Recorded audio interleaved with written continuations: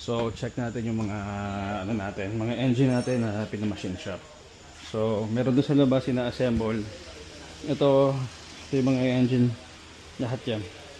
So galing machine shop yan. So usually kasi ang ginagawa dyan, okay naman siya eh.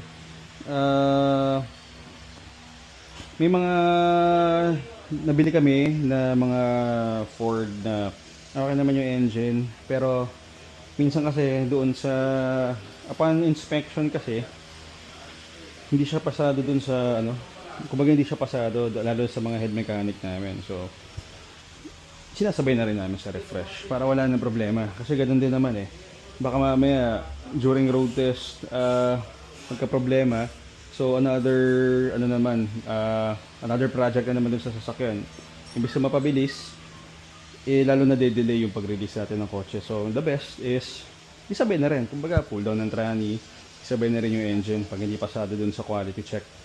So ayan guys, so mga galing machine shop yung mga yan. So tsaka nag-assemble sila dun sa labas. Ayan.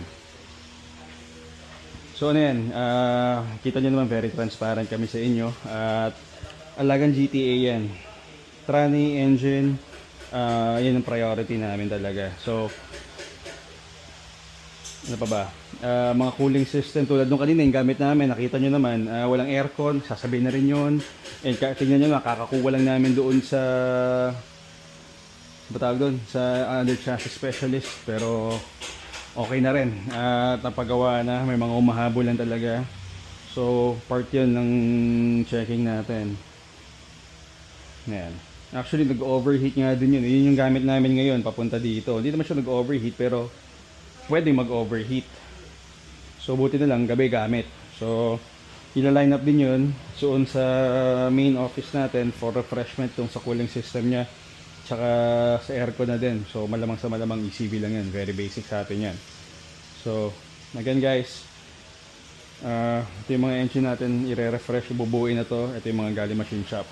So may mga project cars din tayo dito. Ito available yan, wala pang takers yan, pero binababa na rin yung tranny. Pero meron naman kaming history na ito eh. So dun during pull down, tsaka nakita na namin shift fork at yung mga clutch na puro kalawang, so palit na rin talaga yan. Ito yung nakuha natin parang 2 days or a day ago, or parang 2 days ago. So ito walang reverse, walang drive, so confirm tranny talaga yan.